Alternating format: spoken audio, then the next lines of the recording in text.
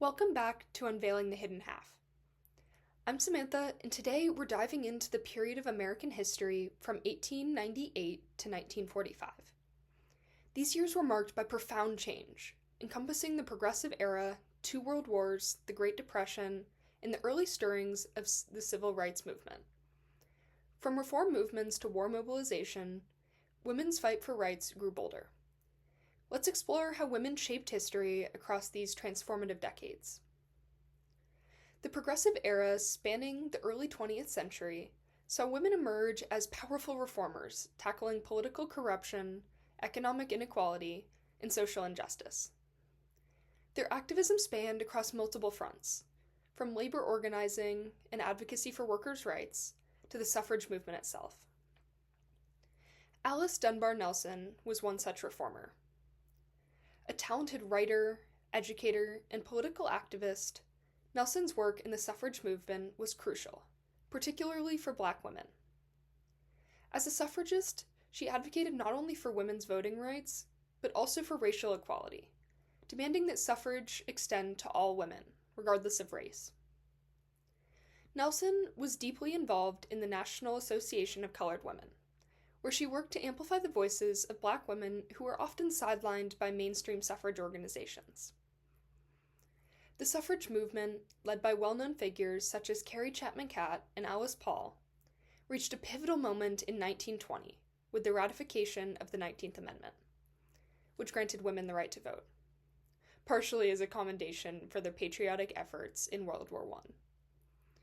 But it's essential to recognize that the movement was far from monolithic, and the struggle didn't end with that legal victory.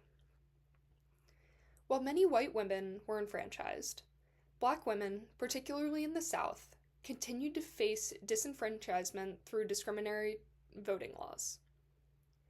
Ida B. Wells, an outspoken anti-lynching activist and suffragist, fought tirelessly against both racial and gender-based oppression.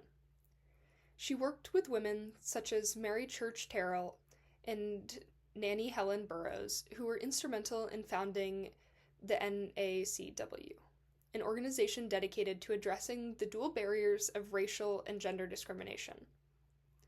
The NACW and its leaders understood that suffrage was only part of a larger struggle for Black women, who also fought for better education, employment opportunities, and protection from racial violence. As the movement evolved, figures like Dorothy Height and Polly Murray built on this early work, helping to bridge the gap between the civil rights and women's rights movements. Dorothy Height, who led the National Council of Negro Women, Polly Murray, a legal scholar and activist, crafted groundbreaking legal arguments that would later influence the landmark civil rights cases of the 20th century. Murray's early advocacy for gender equality also laid the foundation for future feminist legal strategies. Another often forgotten figure from this era, who combined advocacy with Native American rights with the suffrage movement, was Zekallah Saw, a writer, musician, and political activist. Zekallah Saw co-founded the National Council of American Indians to fight for Native civil rights and was a key advocate for the Indian Citizenship Act of 1924, which granted Native Americans U.S. citizenship. However, she also saw suffrage as critical for Native women, often challenging U.S. assimilation policies and advocating for the preservation of Native culture. The outbreak of World War I in 1914 created new opportunities for women in the workforce as men left for military service. However, after the war ended, many women were expected to return to traditional domestic roles. Despite this, the 1920s also saw the rise of the new woman, a symbol of modernity, independence, and liberation. Women began to attend college in greater numbers, enter the workforce, and challenge the rigid gender norms that had defined their roles in society. The Great Depression, which began in 1929, hit women hard. Many were forced to find low-paying jobs to support their families as the economy crumbled. But for others, like Eleanor Roosevelt, the crisis became an opportunity to advocate for change. As First Lady, Eleanor Roosevelt used her platform to champion workers' rights, racial equality, and women's issues. She was a strong supporter of New Deal programs like the National Youth Administration, NYA, which provided education and job opportunities for young people, including many young women. Roosevelt also supported the Fair Labor Standards Act, which established minimum wage laws that benefited women working in industries where they were often exploited. In the face of economic hardship, some women took matters into their own hands. Valkill Industries, incredibly founded in 1927 by 4 women, including Eleanor Roosevelt, employed local workers to produce furniture and metal goods, providing jobs during a time of economic scarcity. This initiative reflected Roosevelt's commitment to empowering women economically, especially those hit hardest by the Depression. World War II transformed American society as well, particularly for women. With men fighting overseas, women, once again, took on industrial roles in unprecedented numbers. Symbolized by the famous image of Rosie the Riveter, they worked in shipyards, aircraft factories, and munition plants, proving that they could perform jobs traditionally reserved for men. But despite their contributions, these women were often paid less than their male counterparts and faced considerable discrimination. Beyond the factories, women served in military organizations, like the Women's Army Corps, and the women accepted for volunteer emergency services, contributing to the war effort in essential ways, whether as nurses, clerks, or pilots.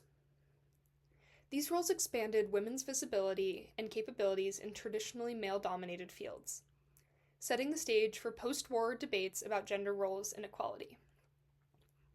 For African American women, World War II was a time of both opportunity and continued inequality. Dorothy Height and Polly Murray, as we talked about earlier, were early voices advocating for the fair treatment of Black women, in the workforce and the military as well.